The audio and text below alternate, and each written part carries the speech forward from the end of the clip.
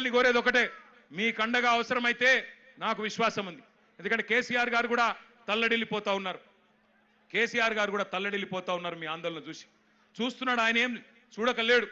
Social మీడియాలో మీ మాట్లాడుతున్న మాటలు, మీరు ఒక్కొక్కరు చెప్తున్న ఆవేదన, మీరు ఏ రకంగా చేస్తున్న నిరసనలు, ఇవన్నీ కేసీఆర్ గారు చూస్తూనే ఉన్నారు.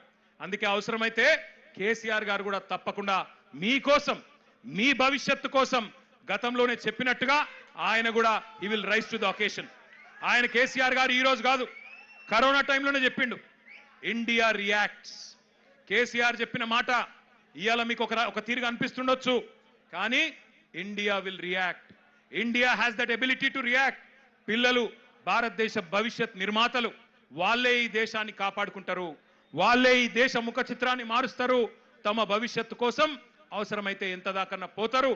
India has that ability to react, India has that ability to respond అనే మాట కేసీఆర్ గారు 6 ఏళ్ల కిందట చెప్పిండ్రు.